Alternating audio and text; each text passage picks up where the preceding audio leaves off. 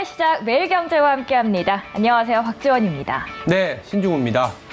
일본은행이 예상을 깨고 긴축 조치를 단행하면서 글로벌 시장이 다소 좀 놀랐습니다. 네. 그나마 다행히 유럽이나 미국 시장은 변동성이 그렇게 크진 않았는데요. 오히려 엔화 강세가 나타나면서 달러화 약세를 유도하면서 시장은 소폭이나마 강세를 보이고 있습니다. 특히 미국에 상장된 한국물 ETF는 1% 이상의 강세를 나타내고 있습니다. 네, 어제 금리 인하 소식에 또 일본 소식으로 인해서 우리 시장이 살짝 놀랐었는데요.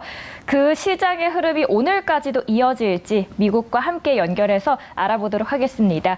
지금부터 바로 성공스칸 투데이 시작하도록 하겠습니다.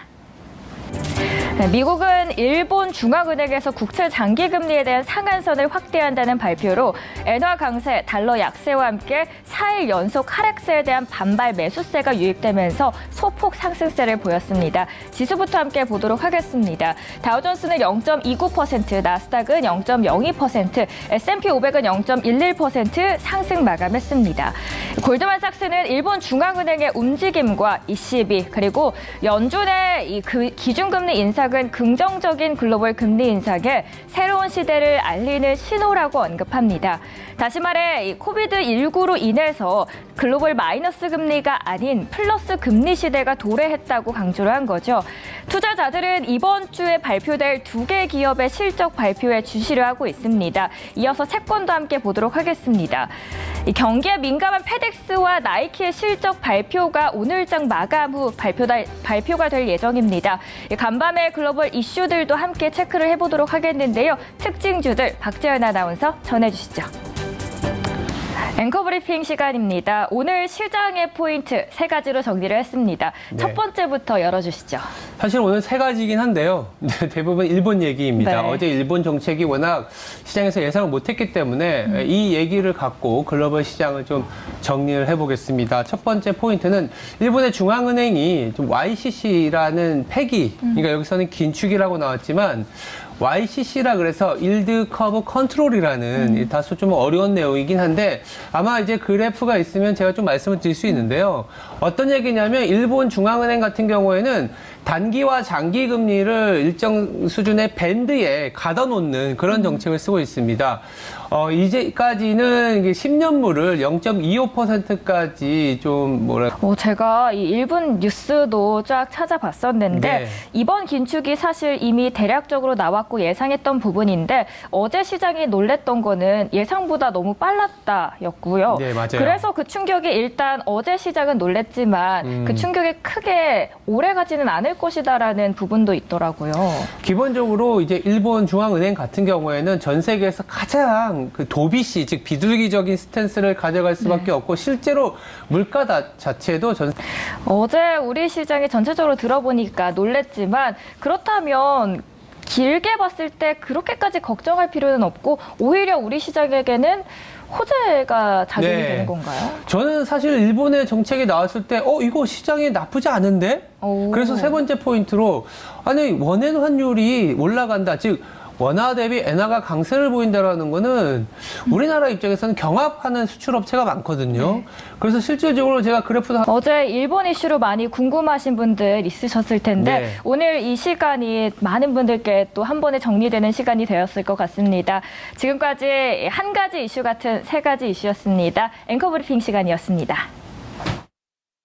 네, 인사이트 시간입니다. 중국의 영향력이 다시 코로나를 기점으로 해서 높아지고 있습니다. 글로벌 선행지표 역할을 하고 있는데요. 그래서 이분을 모셨습니다. 처음부터 중국만 계속 연구하셔서 도가 트신 분입니다. 키움증권 홍록기 애널리스트 모시도록 하겠습니다. 안녕하세요. 안녕하세요. 네. 저 한 네. 6개월 정도 전에 새벽방송 특집 초대석으로 오신 걸 봤었었는데 네. 당시에 너무 차분차분 설명을 해주셔서 기억에 남습니다. 오늘도 잘 부탁드립니다. 알겠습니다.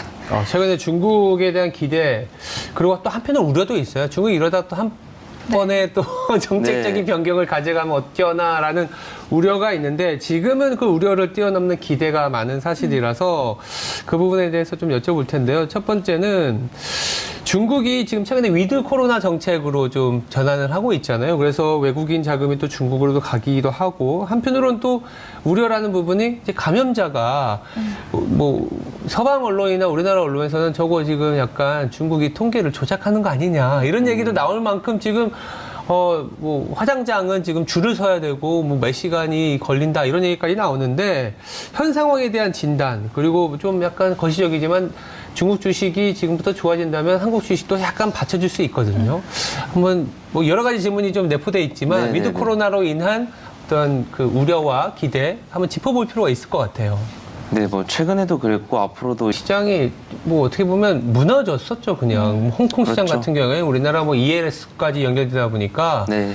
엄청난 변동성을 촉발했는데 밸류에이션을 따지면 뭐 이보다 더 매력적이지 않을 수 없는 그런 가격인데 말씀하신 것처럼 정말 수요가 언제 살아나냐, 수요가 정말 살아나냐 이런 우려가 있었는데 그다음에 지금 타이밍에 중국 주식 사도 괜찮은 거죠? 그쵸. 사실은 연초까지는 분명히 좀 전에 이야기 드렸던 것처럼 뭐 확진자가 늘어나고 등등 아마 불확실성은 높아질 거다라고 생각을 하고 있습니다. 그렇게 된다면은 연초에는 분명히 이제 주식시장의 변동성도 확대는 될 수 있다라고 생각은 하고 있지만 이야기 드렸던 것처럼 어쨌든 제로 코로나가 시장에 반영이 되는 여기서 말하는 시장에 반영이 되는 뜻이 이제 매크로 데이터로도 이제 반영이 되는 거는 뭐 3월이나 4월에 이제 1, 2월 누적 지표라든지 3월 지표들에서 그 제로 코로나 완화에 대한 그 실제 매크로 데이터에 반영이 되게 된다면은 중국 주식 입장에서는 계속 그 추세적으로 상승할 수 있는 요인이기 때문에 현재는 어쨌든 비중 확대를 할 수 있는 기회가 아닌가라는 생각을 가지고 있습니다. 좋네요. 저도 중국에 몰려 있는데 빨리 회복이 됐으면 좋겠습니다. 네. 네, 그러면 이번에 그 중국의 경기 회복을 막고 있는 가장 큰 요소 중에 하나가 아무래도 규제입니다. 크게 세 가지로 나눠서 이야기를 드리면 뭐 부동산, 제로 코로나 그리고 플랫폼으로 나눠서 볼 수 있을 것 같은데 최근 중국 플랫폼 기업들에 대한 규제 변화가 조금씩 감지가 되고 있는데 정확히 어떤 의미를 주고 있나요? 사실은 플랫폼에 나온다고 하더라도 공동 부유론이 올라올 정도로 경기는 성장한 상태에서 나오겠구나라는 생각도 드네요. 왜냐하면 양적 성장이라는 게 없었을 때 중국이 굉장히 힘들었었던 거를 지난 한 2, 3년 동안 느꼈기 때문에 최근에 이런 전환이 나오는데 아까 지원 앵커가 잘 짚어준 게 부동산 그리고 제로 코로나, 플랫폼 이렇게 3대 규제라고 얘기했는데요. 그럼 마지막으로 또 여쭤보고 싶은 게 부동산이에요. 우리가 제로 코로나랑 플랫폼 얘기했잖아요. 부동산 얘기는 이제 금리를 조금 이제 조정을 하면서 부동산도 건드릴 수 있다. 그리고 실질적으로 지난주인가요? 지지난주부터는 부동산 기업이나 보험사들의 규제도 좀 완화시키면서 시장이 한바탕 또 따다다닥 올라왔잖아요. 이게 정말 부동산 중국은 사실 되게 비싸다는 얘기가 많은데 온기가 들어올지 정말 그게 궁금해요. 물론 중국 부동산 가격에 대해서는 분명히 논란은 있습니다만은 어쨌든 올해 중국 부동산이 망가진 이유, 그러니까 중국 부동산 리스크가 소재 쪽이라고 한마디로 정리를 해보도록 하겠습니다. 지금까지 중국 전체적인 이슈와 매크로 세부적인 이야기까지 알려주셨고요. 키움증권 홍록기 애널리스트 함께 이야기 나눴습니다. 감사합니다. 감사합니다. 네, 요즘 눈이 많이 오고 있습니다. 오늘 밖에도 추위가 이어지고 있는데요. 그래서 오늘 출근길 하시는데 꼭 조심하시길 바라겠고요. 저희 투데이 분석 시간에 또 박주근 대표님 모시는데요. 눈길 때문에 오늘은 화상으로 연결을 하도록 하겠습니다. 리더스 인덱스 박주근 대표 연결하겠습니다. 대표님 안녕하세요. 네, 안녕하세요. 예, 안녕하세요. 네, 안녕하세요. 뒤에 책이 딱 잘 보이고. 예. 눈이 많이 와서 저도 오늘 출근하는데 좀 걱정이 되는데 그래도 이렇게 연결이 되니까 다행입니다. 네, 그렇습니다. 근데 이제 이번 주에 이제 주요 이슈들을 체크를 저도 경제 지표라든지 실적 발표가 뭐가 있지 찾아보니까 내일 아침에 우리가 마이크론 실적 발표를 좀 앞두고 있어요. 마이크론 하면 당연히 맞습니다. 우리나라 시장의 반도체 업종, 특히 하이닉스라든지 삼성전자의 어떤 길라잡이도. 그러면 이 마이크론 실적을 남겨두고 중요한 건 또 시장이 이걸 어떻게 받아들이느냐가 관건이 될 것 같은데요. 앵커님께서는 어떻게 보시나요?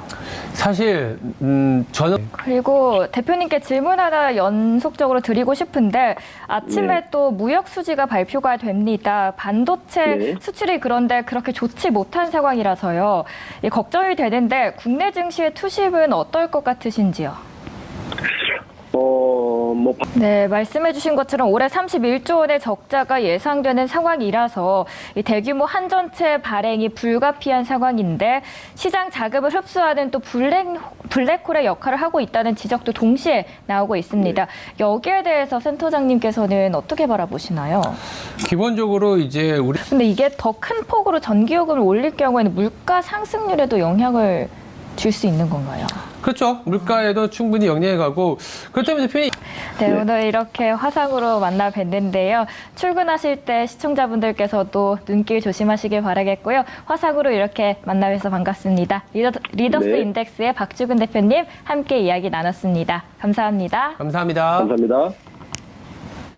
네, 뷰티풀 굿모닝 시간입니다. 헤르메스 스탁 하철권 본부장님 만나 뵙겠습니다. 안녕하세요. 네, 안녕하십니까. 네, 오늘 더 젊어지셨다는 이야기가 부조에서 나오고 있습니다.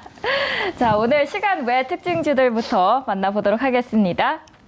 자, 리튬 관련주의 상승세가 최근 보이는데요. 먼저 가장 상위 세 종목부터 보도록 하겠습니다.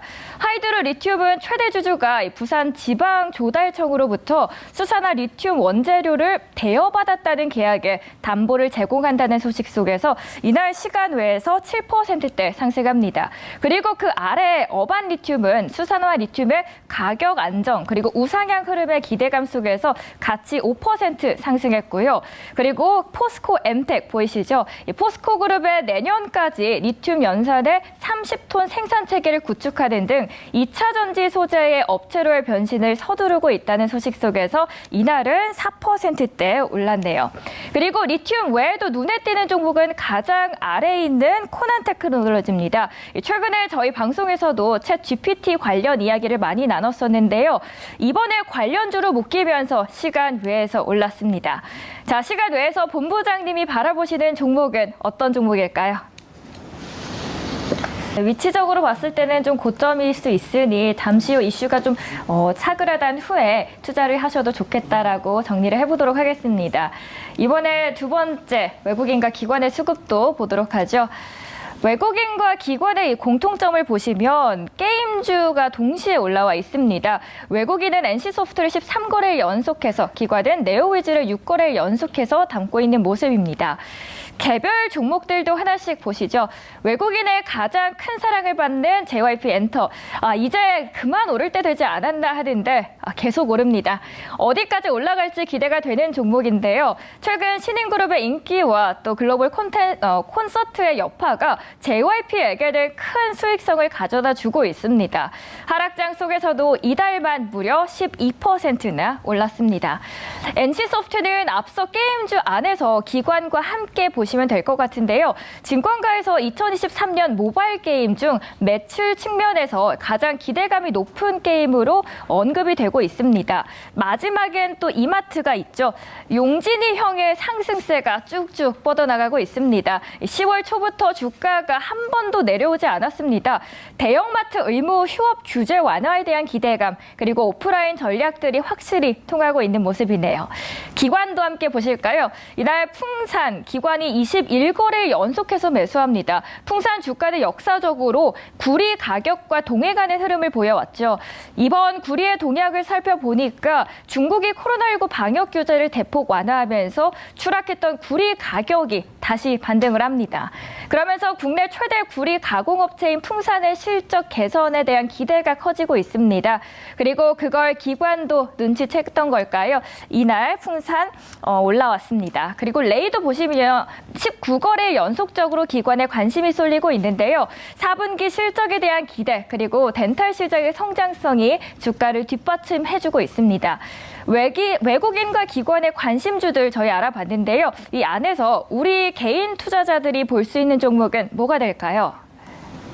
네, 일단은 외국인 쪽에서는 또 JYP를 꼽았습니다. 사실 방송에서 너무 많이 말씀을 드려서 조금 뭐 좀 자제를 해야겠다라는 생각이 들기는 했는데 뭐 여전히 외국인 쪽에 뷰티풀 공무원이 계속해서 시청해주시는 분들께서는 JYP만 밀어주는 거 아니야 생각하실 수 있을 것 같습니다. 사실 어제도 저희 이성국 차장님께서 나오셔서 목표가 74,000원으로 제시를 해주셨는데 오늘 본부장님께서는 더 높여 잡아서 75,000원으로 제시를 해주셨습니다. 더 좋게 보고 계시고 사실 JYP는 그 전부터 꾸준히 말씀을 해주셨잖아요. 네. 차트적으로 봤을 때는 계속 우상향 흐름이긴 합니다. 그런데 예를 들어서 하이브의 경우에는 고점을 쭉 올라가다가 한 번 꺾이고 나니까 이게 쉽사리 올라오지 않았거든요.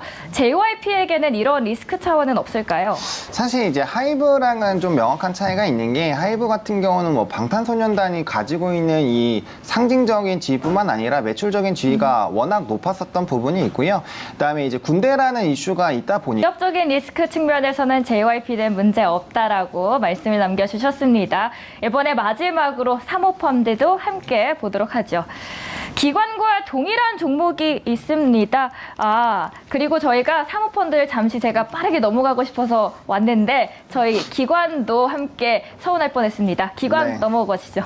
네, 기관에서는 레이를 좀 선정을 했습니다. 사실 뭐 제가 덴탈 시장의 성장성과 함께 기관 안에서는 저희 레이 살펴봤습니다. 이번에 정말로 사모펀드로 넘어가도록 하겠습니다. 기관과 동일한 종목이 있습니다. CJ E&M 유튜브의 시장과까지 이제 점유를 하려고 맹수처럼 달려들고 있습니다. 국내 방송사의 주요 유튜브 채널 전체 조회수에서 자사 점유율을 40% 이상으로 확대하겠다는 방침이고요. 여기에다가 한한령 해제 기대감까지 얹어서 눈여겨보고 있는 종목입니다. 이 물가 상승과 함께 제품 가격을 인상한 식음료 기업의 주가가 동반 상승하고 있죠.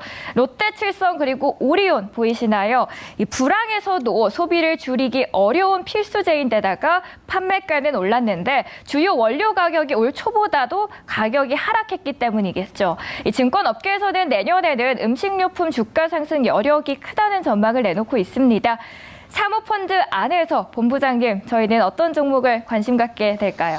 네, 저는 CJ E&M을 좀 선택을 했습니다. 아무래도 제가 컨텐츠 쪽을 굉장히 좀 좋아하는데 아무래도 이제 요번에 또 재벌집 막내 아들을 또 필두로 이 컨텐츠 쪽이 굉장히 좀 부흥을 하게 되었는데 그 전까지는 사실 이제 뭐 티빙이라든지 뭐 이런 시즌에 대한 합병 이런 이슈가 좀 있다 보니까 거기에 따른 좀 주가의 부담감들이 생성이 되었었던 상황입니다. 근데 이제 분위기가 확 바뀌었죠. 그러다 보니까 컨텐츠 쪽에 대한 기대감이 확대가 되고 있는 상황이고 또 말씀 주신 것처럼 한한령 해제에 대한 기대감이 좀 확대가 되고 있는데 뭐 다들 잘 아시다시피 25, 21라든지 뭐 슬기로운 의사생활이라든지 이런 이제 좀 유명했었던 드라마뿐만 아니라 영화 같은 경우도 중국의 OTT 시장에 조금 이제 개화가 된 상황입니다. 그러다 보니까 이 한한령이 본격적으로 좀 열리는 것이 아닌가라는 기대감이 있는 상황이고 또 우리나라 컨텐츠가 굉장히 흥행하고 있는 상황에서 만약에 중국끼리 열린다라고 한다면 또 추가적인 구작 IP에 대한 활용도가 높아지게 된다면 추가적인 수익성이 굉장히 높아질 수 있다라는 점을 좀 체크를 해보시면 좋을 것 같고 또 말씀 주셨던 것처럼 유튜브 쪽에 기대감이 좀 확대가 되고 있는 부분들을 조금 체크를 해보시면 좋을 것 같고 최근에 이제 북미 지역의 또 스트리밍 업체라든지 이런 쪽에 이 점유율이 좀 확대가 되고 있는 부분들이 있어서 해당 부분에 대한 이런 시너지도 좀 우리가 기대를 해봐도 괜찮지 않을까라는 관점이고 주가의 위치 에너지 자체가 워낙 많이 눌려있는 상황인데 저점 부분에서 사모펀드가 조금 끌고 가는 종목군들 같은 경우는 단기적인 좀 시세가 꽤 많이 분출이 되더라고요. 뭐 최근에 아모레퍼시픽이라든지 이제 저점에서 이 현대건설기기 같은 건설기계 쪽도 저점 부분에서 이제 사모펀드가 좀 끌고 올라간 최근의 사례가 있어서 저점 부분에서 이런 사모펀드의 적극적인 매수는 일단 조금 지켜보실 필요가 있지 않나라는 관점에서 CJ E&M을 좀 선정을 해봤습니다. 네, CJ E&M 단기적으로 보기 좋다라고 말씀을 하셨는데 콘텐츠 전반에 대해서 한번 여쭤보고 싶은데 CJ E&M 같은 경우에는 사실 5일 이평선이 좀 꺾였습니다. 이게 단순히 이 종목에 대한 주춤인지 아니면 전반적인 이 콘텐츠 어제에 이어서 열풍이 이제는 조금씩 식기 시작했는지도 여쭤볼게요. 사실 열풍은 식지 않았다고 생각을 하는 게 뭐 일부 종목군들은 꺾였지만 또 넥스트 엔터테인먼트 월드라는 U라는 종목 같은 경우는 이제 전거래일에 거래량 동반해서 좀 상승이 나왔거든요. 그래서 사실 기업별적인 그런 모멘텀에 좀 차이가 있지 않나라고 보고 있는 상황이고 CJENM 같은 경우는 지금 콘텐츠 업종이 어제 사실 좀 식는 모습을 보여서 이거 들어가도 되나 하시는 분들도 많으셨을 텐데요. 전체적으로 봤을 때 장기적으로 좋은 흐름이 이어질 것이다라고 전망을 해주셨습니다.